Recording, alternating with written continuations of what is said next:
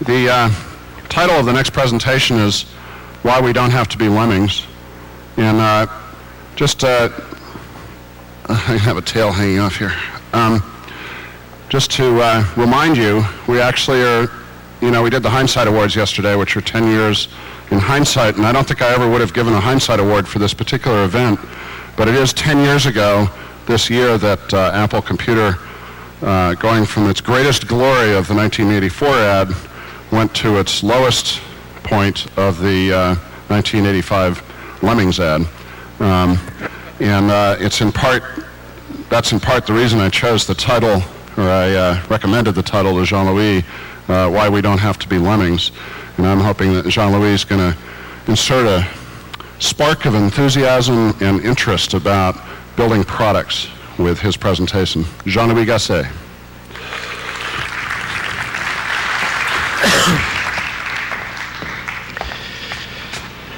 Good morning. It's an interesting situation to be an opening act for the OJ verdict. Before this presentation, I'm always nervous, and one of my engineers reminded me, "You think you're nervous? Think about OJ, how he feels."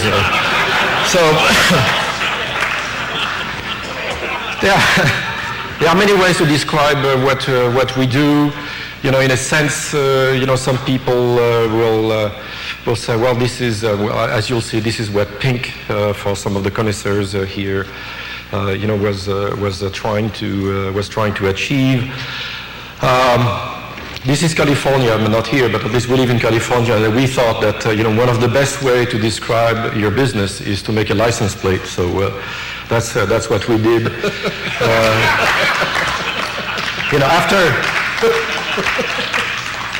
After celebrating the incredible success of the operating system for the 20th century, Windows, we are offering a candidate for the upcoming years. So here's the license plate, which represents both the notion of moving forward and also our sort of empathy for what the Amiga was trying to do. So when you do something new these days, you're like people ask you, are you a little bit deranged? In a marketplace dominated by Microsoft, which has to the latest account like 93% of the office automation market. So people say this is wrong. Well, hear us out, and we'll see if the product convinces you even more than I can. One of the things we have going for us is that we're extremely small. What I learned at my previous employer is that large organizations make large products and take large amount of time, and they have large programming models, large footprint. And I think there comes a time where it's nice to start on a nimbler basis, which is what we are trying to do. But it's not just the product, it's also the business model. And I think one of the characteristics of what we do is the strategy we have to enter the market that is not compete where we don't have a chance, find the right customers for an infant product such as ours, because it is an infant product, beautiful genes, but nonetheless an infant.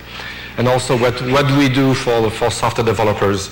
A lot of software developers would like to be in the business of selling their software, and they can't today because there are huge barriers to entry, and we solve a lot of the barriers to entry problems. So we change the economic model of developing application software. Thus far, obviously the market has rewarded the evolutionary approach to operating system, and I think no one plays that game better than Microsoft. They started with QDOS of a humble, almost CP/M origins, if I can say that, and they have a superb execution in moving from DOS to Windows 95 and Windows NT, and that created their dominance in the office automation market. On the other hand, with legacy, you create a lot of baggage. You have layers upon layers of improvement in the operating system. It becomes very confusing to program. Trying to bring new technology makes things feel bolted on, and the best symptom of that is that it takes 5 years, for instance, to move from a major version to another. I mean, I'm referring to Windows, and for Apple, it might take even more than 5 years. So the improvements become very slow. The most glaring example of that is the fact that today's PCs are uniprocessors. We hold the view that no PC should ever be seen with less than 2 processors. It's a very inexpensive way of increasing the performance. One more PC, it's very simple hardware, changes. The problem is that there is no software for the PCs that uses no system software.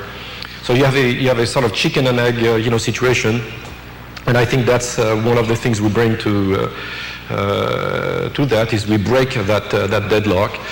The hardware design that we use multiple Power PCs, 2 603s in our first implementation. Next year we'll have a 604E implementation, and by the end of '96 we'll have a portable machine, and we'll have a 4-processor 620 for the holy grail of digital video editing. No compression. If you like power, here we are. What you see is a lot of I/O. For instance, 4 serial ports. If you use PCs, you're irritated at the fact that you only have 2 serial ports. Infrared. We even have a geek port. I'll get back to it because it sort of characterizes what we do.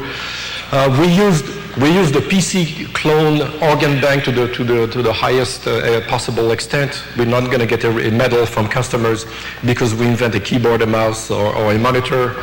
Or a floppy drive, so all that stuff is standard parts. So we ride the cost curve. We don't get to design this. It makes our whole company a lot lighter. System software, which is where most of the value we bring to the marketplace. We support multiple processors. It's multiple Power PC, but this is a portable operating system. We designed it on another processor, the Hobbit. And then when we saw the Power PC, come and the up and the Hobbit come down, we jump ship, and so we ported it once, so we can put it on other platforms. We have a number of things which are but a dream today in operating systems, and you'll see that in the demonstration, and including an integrated object-oriented media database. And we develop our system software using CodeWarrior, industrial strength development tool from Metrowerks, and CodeWarrior is also available on our platform for software developers, thus providing them with a very solid environment. So in summary, what we do, we break the multiprocessor deadlock. We provide a set of object-oriented class libraries for developers, especially in the media, continuous media area. Much more I/O than you see today on a personal computer, and you'll see why. And I referred earlier to our extensive use of the PC clone organ bank. So perhaps I should now introduce Steve Horwitz, who is one of the principal designers on this project, and Steve will give the demo. I'm known for breaking demos, so this time I decided it was safer to have a... Stay over there, please. Okay. Okay, thank you, Jean-Louis. I'd like to introduce you to the B-Box. This product, as Jean-Louis said, was created by a team of 12 software engineers and 1 hardware engineer over a period of approximately 4 years. And everything you see here is indeed brand new software. We've written this all from scratch. There's no ported kernel or any kind underneath this. This is all B software. When you're first booted into the B system here, you're greeted by an application we call the browser. And this is basically, your interface to the machine. Allows you to manipulate files and folders and database objects and so on. We've got a hard disk up in our icon dock here called Charlotte. We open it up and we can see some folders, open them up and see their contents and so on. Now you've all seen that in other our computers before, nothing really new about that. However, one of the real interesting things about the BeBox is that we have an integrated database in the system. This database allows you to do a number of things, one of which is to make queries on your files and folders. Here I have a find panel, which I'm going to use to find all the items on the hard disk that have an E anywhere in their file name and a size greater than 50K. Click on Find, and up pops a window which we call a live query window. This window actually is live in a number of ways. The first thing I'll show you actually is the path for all of these items that it's collected. And you can see if you look down the list here at the path that indeed these items are collected from folders all over the hard disk. And they are now collected into this live query window, and they're of course unified by their common attributes of an E in the file name and a size greater than 50K. If we want, we can change the criteria at any time. Let's say go from 50K to 500K. Simply hit return, and here you have an updated list of matching items. And if we go and find one of these items in the hierarchical world, let's take a look at, say, Froggy Movie, which lives here in the MIDI folder. If we go over to Froggy Movie and rename it to Ducky Movie, you'll notice that the live query was updated automatically.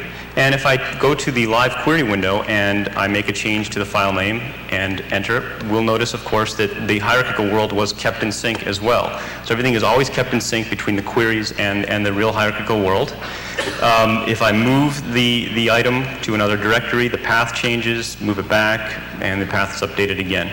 And if I rename it now to something, for example, that does not contain an E in the file name, it disappears from the query window.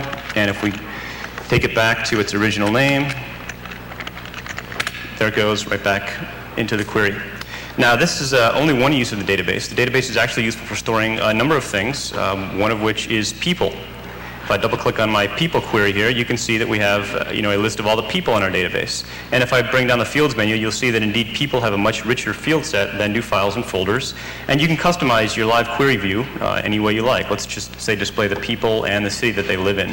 And now you have a live query of people in the city. And this data is treated just as files and folders are in the browser. You don't have to think of them as database objects per se. They're just items on your BeBox. Additionally, our database is useful for storing mail information, again, just database objects. Here I have a mailbox, which is simply another live query. In our mailbox, we have a couple different types of mail, one of which is some basic text email you might receive over the internet. We also happen to have some video mail in here, and we'll bring up my favorite piece of video mail, Spinning Head of Nefertiti. And here she comes, and we'll put her over there. And while she's spinning away, let's take a look at listen to some audio mail here. Got some Mozart going on there, and you'll notice that while we're dealing with these two pretty high bandwidth, multimedia data types, we still have a very active computer, and this is, in part thanks to the multiprocessor architecture and, of course, to the design of the operating system. So I'll show you a little bit more about that later on in the demonstration. What I'd like to show now are just a few of the applications that we have written for our BeBox. The first of which is just a little font demonstration application. This is showing our support for real TrueType fonts. Here I'll click on Universe, and you can see that the horsepower of the machine allows you to scale the font in real time, as well as rotate it. While it's rotated, you can continue to resize it, adjust the shear, start cycling through all the fonts in the system. While we're cycling through all the fonts in our system here, we can continue to resize the thing completely in real time. The next application I'll show you is just a CD player application, which enables you to play CD digital audio, which we have configured on the BeBox. I'm going to start up a little audio track here from our CD. A little Devo music for you. Of course, you can skip tracks and so on, as you would expect. But we support standard audio. Oops. Next thing I'll show you is a Mandelbrot application. Every new PC, of course, has to have their obligatory Mandelbrot app. And I'm actually going to launch two of these guys. And this is useful in a number of ways. One of the things I'm going to do is demonstrate the usage of the CPUs. You can see the two CPU meters down there. And I'm going to recalculate an iteration of the Mandelbrot set. And you can see with the speed of the PowerPC floating point processors, we're able to do a pretty fast recomputation of our Mandelbrot set. And now what I'm going to do is get a couple of these guys going at the same time. I'll slow down this guy a little bit by continuing to iterate into the Mandelbrot set. And now while I've got two of these guys going, you'll notice again, we still have an extremely live and active system. The CPUs are of course kept pretty busy computing the Mandelbrot, but we always have ample power left over to open windows, move things around, and so on and so forth. Let's see. The next application that I'll demonstrate is our Paint application, and this is useful for a couple of things. One of which is the speed with which we can launch an application and open up 4 documents. If we bring up our application list, you can see that Paint is not running here. If I select 4 Paint documents and double-click, up comes 4 Paint documents along with the Paint application. I'll go ahead and quit that. And the other thing that the Paint application is useful to demonstrate is the drag and drop capability of the system. I've got a little parrot picture here. If I make a selection, grab it, drag it over, and drop it in a window, I now have a clipping showing just the piece of the document that I've selected. And if I'd like to incorporate that into a new document, all I do is bring up my new document, find the clipping, drag it, and drop it in there. And now you've got a very useful parrot's eye and a B logo.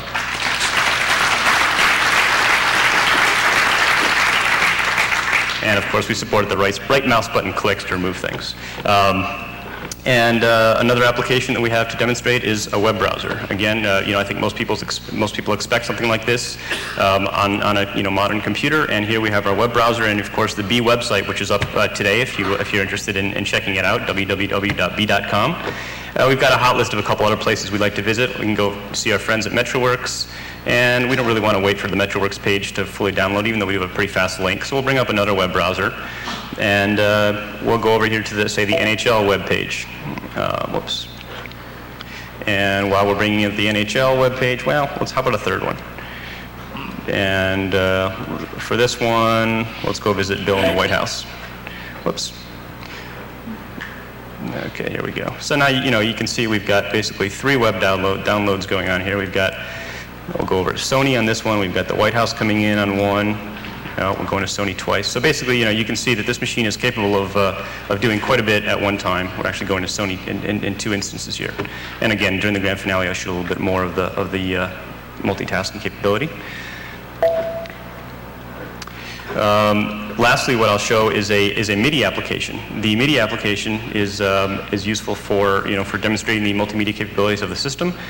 And in one case, what we have here is a standard MIDI file we've downloaded from an online service, and we'll open it up here and play a little MIDI track from Van Halen. And while the MIDI is playing, of course, you can take any channel and adjust the instrument. Try some 2-beater bells, or perhaps some harmonica, or maybe some overdriven guitar. You can take the channel and pan it to the left or to the right. And for those of you in a hurry, you can increase the tempo a little bit. You can take any channel and mute it so we don't hear the guitar anymore, or solo it so all we get is the guitar. Now the MIDI application is also useful for showing another feature of our system, which is our ability to handle time-based data and synchronize it. So what I'm going to do here is bring up another movie, Froggy movie. We've seen this before.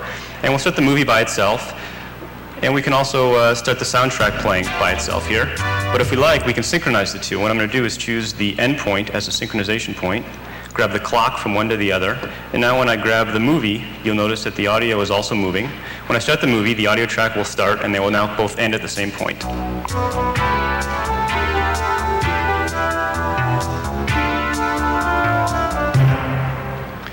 And lastly, what I'll do, I'll start the grand finale here. We've got our MIDI track going on in the background. While the MIDI's playing, let's take a look at another movie. How about the B logo? While the movie is loading, let's take a look at our font demo application again. And we'll get this cycling. Whoops. And move this down to the bottom of the screen so you can see our movies up here. Let it be. While the movie and the MIDI are playing, we'll start another digital audio track here. Just in case you're getting bored, we'll try another movie here. How about Jackpot? While the Jackpot is going, let's get our web browser auto-cycling. So this will actually cycle through all of our websites here.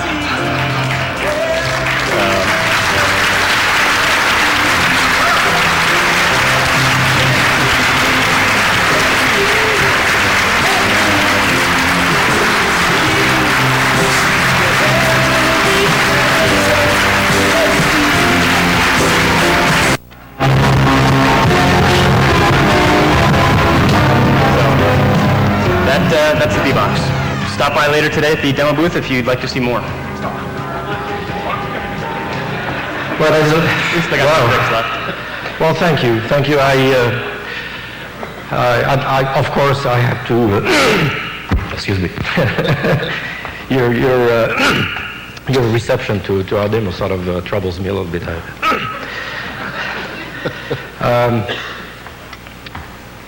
It's been the work of a very talented group of engineers. I have to admit, Jean-Louis, I've never seen you at a loss for words. Yes, I am. You know, I've never seen such a beautiful piece of work in my professional life. So, of course, I can be accused of some fatherly, sentiments towards the product, but the engineers, did a wonderful job, and I think I want to stand here and give them credit as you kindly did. And also, I'd like to give credit to Mr. Scully. John Scully was instrumental in bringing me to the US. He hired me to run product development, promoted me several times, and then gave me the physical and financial kick to start my own company. So I think I should give him credit. To conclude,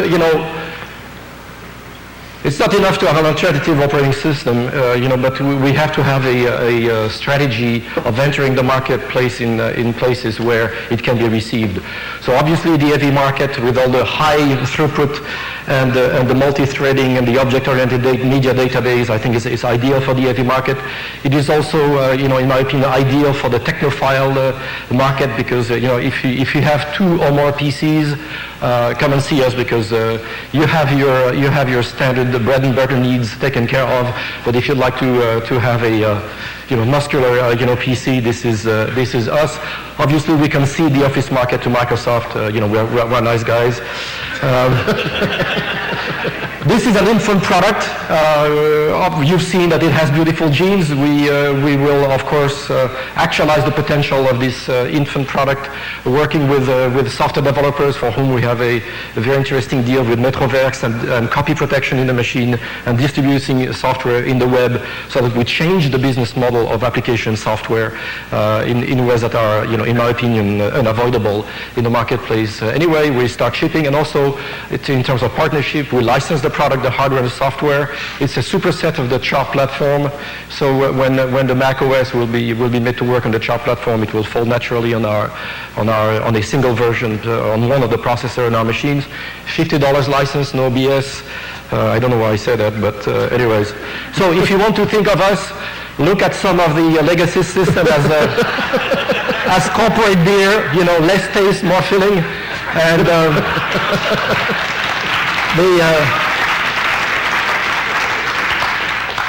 all we ask is to be the Samuel Adams of the PC business. Thank you very, very much for your reception.